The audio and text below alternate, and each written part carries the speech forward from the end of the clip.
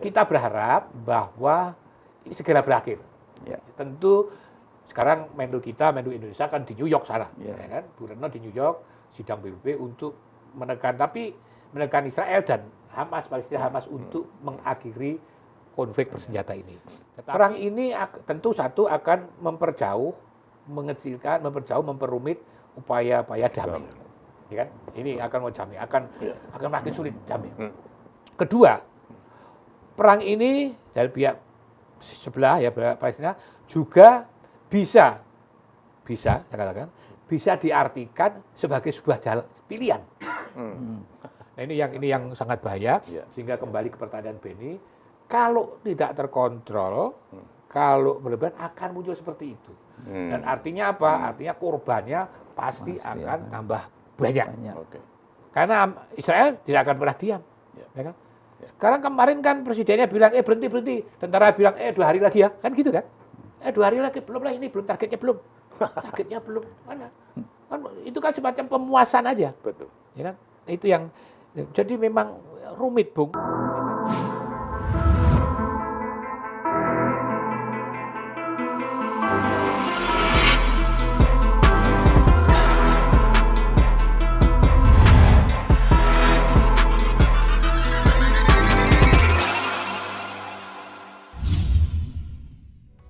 Rumit banget. Saya mau nyambung ya. Ya. Ini kalau melihat penjelasan panjang lebar ini kan lalu timbul pertanyaan bagi saya. Peran media gimana ya? Jadi, bagus ini pertanyaan ini. Peran media gimana? Di Amerika sendiri saya pernah membaca buku. Ada penulis yang mengkritik cara media Amerika memberitakan konflik Israel Palestina ini. Ini kan political conflict sebenarnya ya.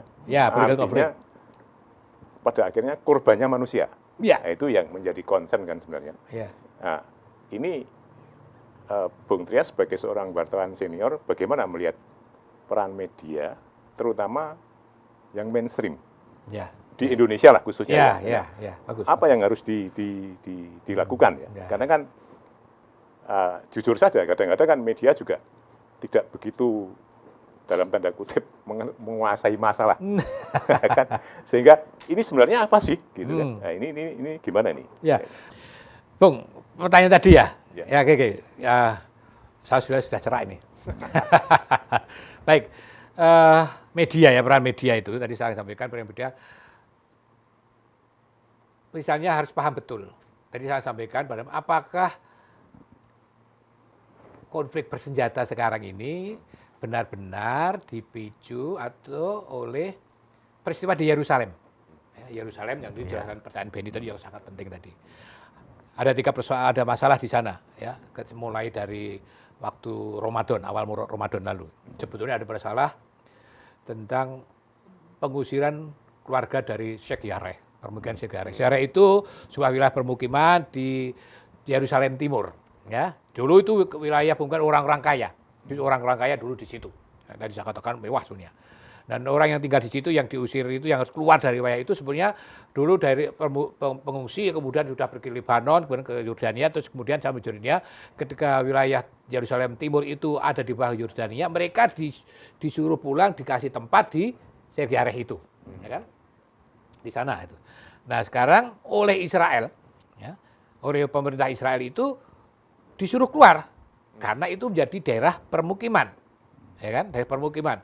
Tentu ini secara hukum internasional, bukan hukum Israel, ilegal. Karena pembukaan kan ilegal, ya kan? Tetapi itu Israel ngawur aja, pokoknya harus keluar dari sini.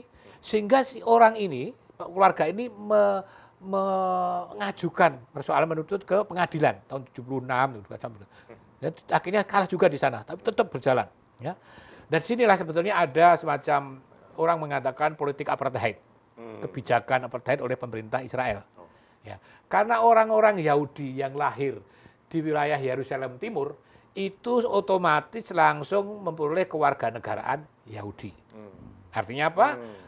Kalau kewarganegaraan Yahudi artinya dengan hak-hak hukum secara Yahudi. Nah, orang-orang non-Yahudi yang lahir di wilayah timur Yerusalem Timur, termasuk orang Palestina itu tidak secara otomatis menjadi warga negara Yahudi. Ya, kalau dia bukan warga negara Yahudi tentunya tidak bisa dikenakan pada dia hukum Yahudi.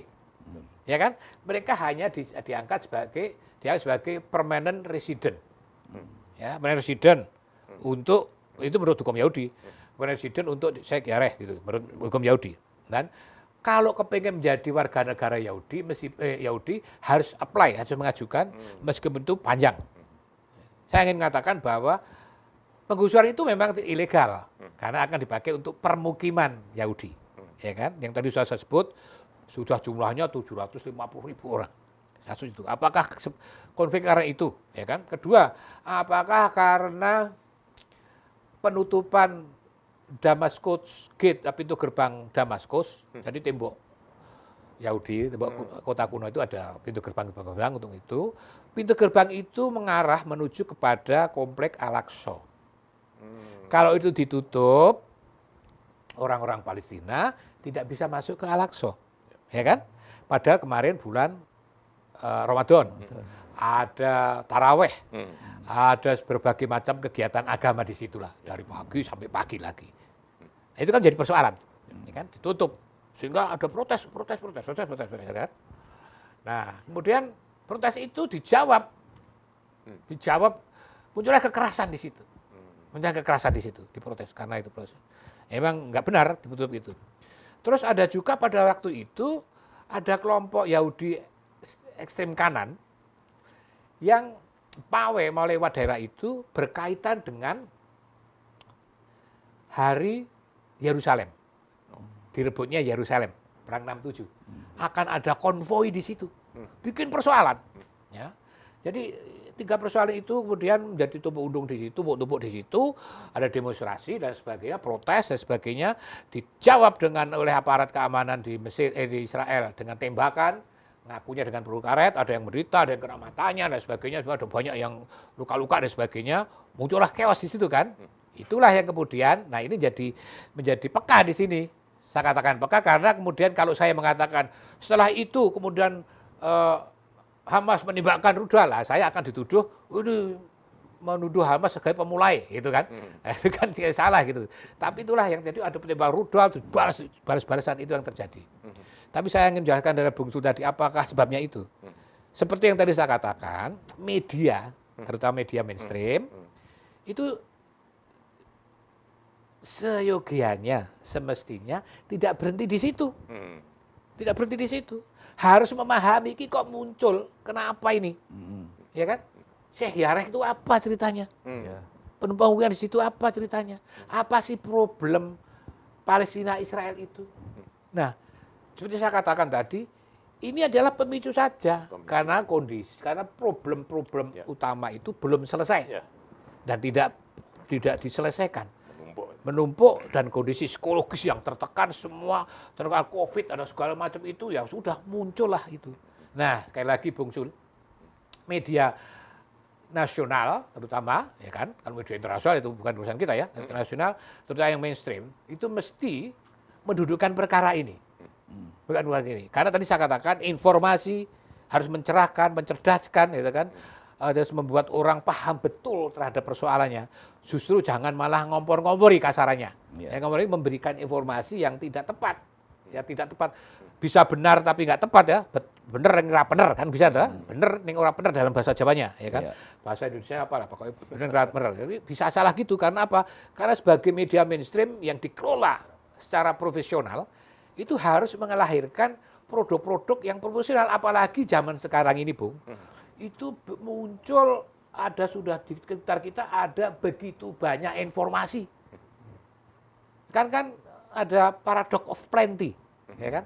Ada banyak informasi yang demikian banyak, yang berkaitan dengan perang ini juga demikian banyak, yang dilemparkan oleh demikian banyak orang yang mempunyai kepentingan masing-masing, ya kan?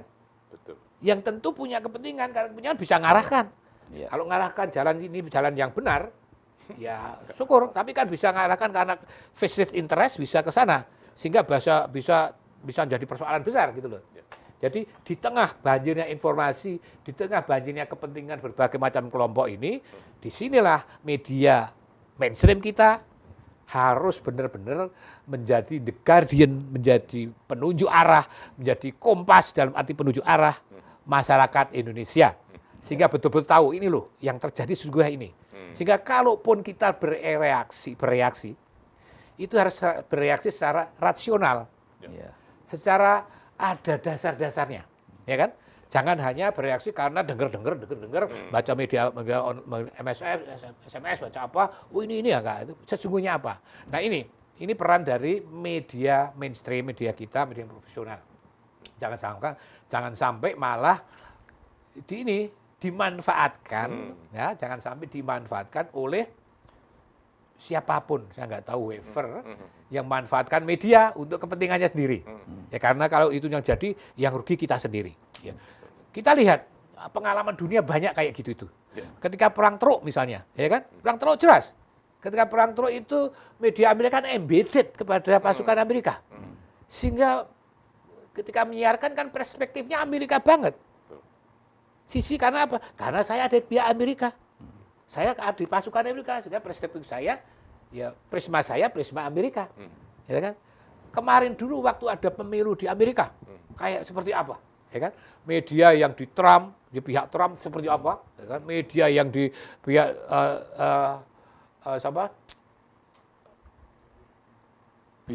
Biden, ya kan? Biden sampai lupa saya. Bicara Timur Tengah Amerika lupa, ya kan? Bicara wah Amerika siapa presidennya? Biden, ya kan? Itu taruh sendiri. Atau juga seperti kita dulu ketika pemilu. Nah, itu juga penting, mesti mengingatkan.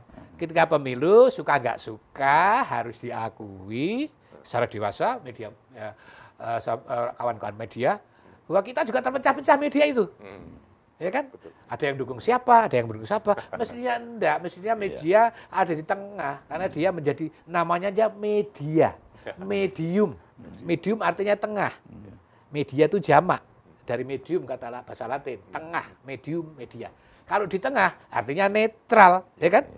Kalau tidak di tengah bukan media lagi. Nah sekarang kapan kalau ada media sudah partisan, bukan media, kan gitu jadinya. Media itu harus di tengah, namanya medium. Jadi sekali lagi Bung, jadi ini kita memang berharap moga-moga media kita terutama mainstream, wartawannya profesional, ya kan, betul-betul memahami persoalan, mau belajar, mencari bahan yang sebanyak-banyaknya, membaca yang banyak-banyaknya, baru menulis gitu loh. Baru menulis, kalau televisi juga baru menyiarkan ini, tidak hanya menyiarkan gambar, tapi dikasih narasi yang sesungguh-sungguhnya yang benar. Yang artinya, menyejukkan. Ya, ada menyejukkan. Ya. Kira-kira itu Bung Beni dan Bung Lasdi. Saya sudah serah ini dari tadi 1,5 jam kalau nggak salah ya menjelaskan. Informasinya sangat mencerahkan Mas. Aduh terima kasih Bung Beni. Kalau diteruskan nggak selesai ini, betul, ya kan? betul. Masih panjang. Ya kan? Jadi sekali Terima lagi kasih. Bung Terima Sul kasih. dan Bung Beni terima kasih. Terima kasih. Ya salam kredensial dan selalu tetap kredensial.